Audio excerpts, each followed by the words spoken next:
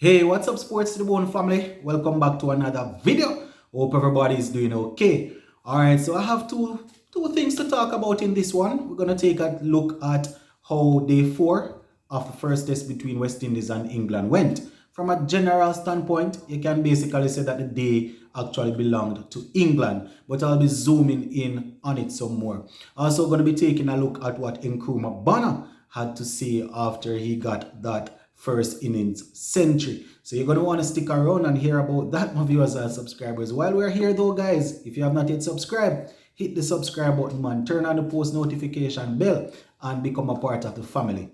All right, so first things first, congratulations to Zach Crawley on getting a solid century, 117 not out.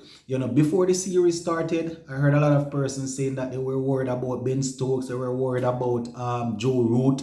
Not going to behave as if I'm a know-it-all or I can see in the future. But, Zach Crawley is one of those guys that I pointed out. I was saying, it's a possibility that he will be getting some runs against us, especially if he bats long. He's one of those guys, that when he's batting, once he's at the crease, he's going to be scoring. And he got a nice 117, that is basically pushing England's innings forward. His captain is also there, Joe Root. He's in the 80s, yet to be dismissed. So this game, as I said, seems as if it's going to be played out to a draw, because at the end of day 4, 217 for 1, with a lead of 153 going into day 5. I can't really see, unless there's a dramatic collapse by one of the teams, then I can't really see a result, that would give one of the teams victory. But never say never, as they say. Who to tell? You might find the English guys come out tomorrow morning and just start going gun blazing, and by a look that 153 lead become 200 or 180 somewhere thereabout, and they decide that they're going to go for it, and try to bowl us out. That, as I said, that 153 might become 200, 225, and they feel safe and say, all right, we're going to go at it and try and see if we can bowl them out. But we have to congratulate them, man. Whether it's our player or not, once you make a century in a test match, even if the pitch is considered to be batting friendly, you definitely have to give kudos. You understand? So some outstanding batting by Root and Zach Crawley. Now, Joe Root, I mentioned that he was in the 80s, actually 84 of, I think it's about 158 deliveries, if I'm not mistaken. Crawley's 117.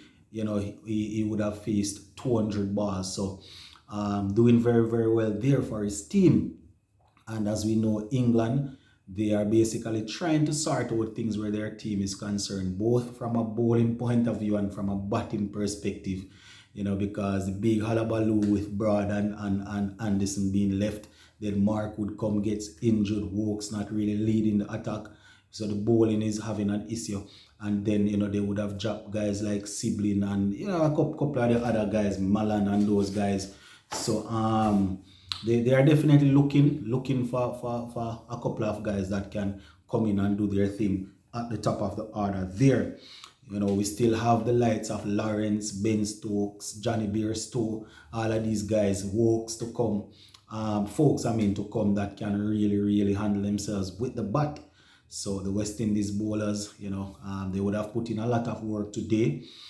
I think because of the rain, we had a couple of rain interruption, and because of that, I think that is probably going to help as it relates to a result not really coming. You're going to eventually get a result which might be a draw, but the fact that we had a couple of rain intervals, that might mean any other team might not be able to force a victory. Such a pity that Banner's century more than likely will not be a part of a winning thing. When you make a century, a test century especially, you want your team to end up on the winning side. You don't want it to be a case where you're guessing whether or not you're going to try and draw the game, or you probably cannot win the game.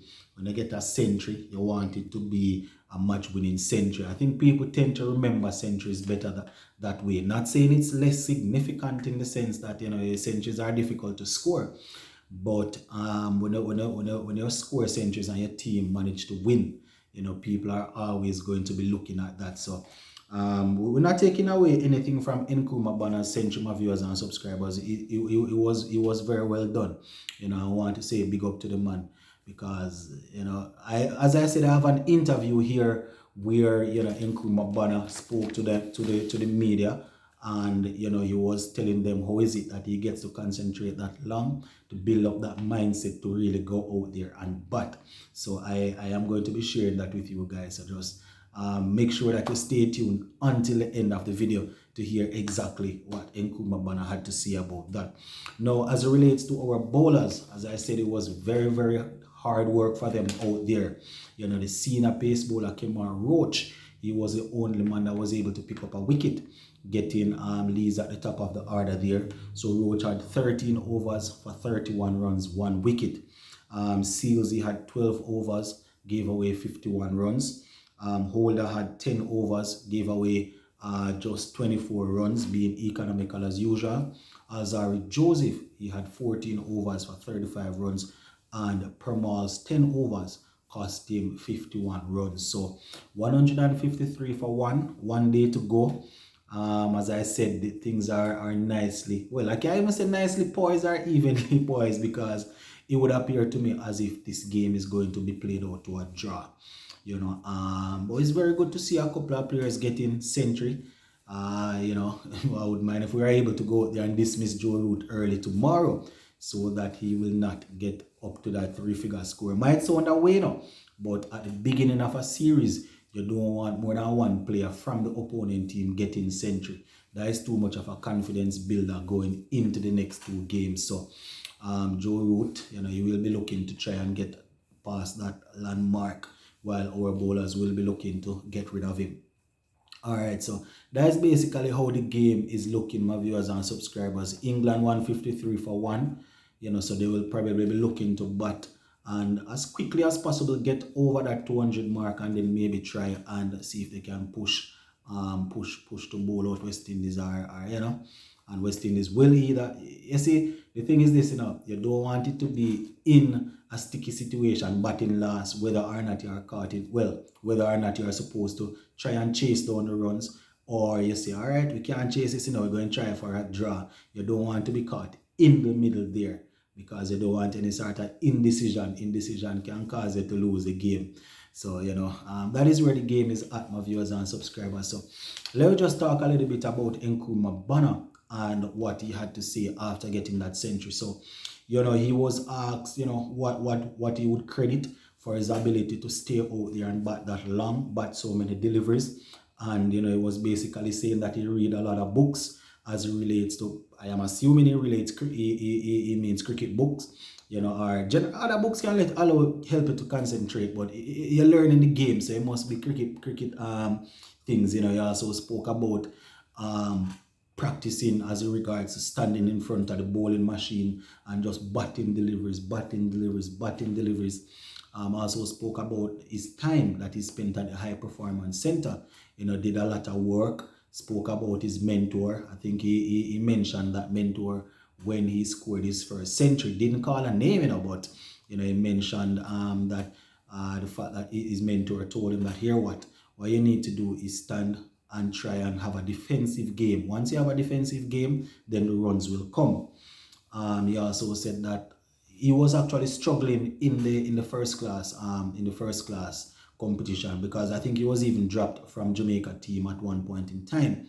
So apparently after working with his mentor, he found out that, all right, need to become more defensive, need to make sure that I'm occupying the crease, and we see it bearing fruits now. So very, very good to see Nkrumah Bonner getting his thing done. The guy doing the interview didn't miss the chance to ask him what sort of advice he would give to youngsters that are looking to try and occupy the crease that long. Basically letting them know that, here, what you just need to find your game, find your own method. And once you find your game or your method, then you will definitely be able to really basically improve your talent. So Nkrumah Bonner just sharing a couple of words of wisdom, and it's indeed good to hear him coming through and sharing those sort of knowledge for the youngsters to get. So yeah, that is basically it for this one, my viewers and subscribers. We're going to leave it right here for now. Sports to the bone, keeping you informed. Remember to hit that subscribe button, guys, so you can become a part of the family. Turn on the post notification bell. Big up on yourself. I'm out.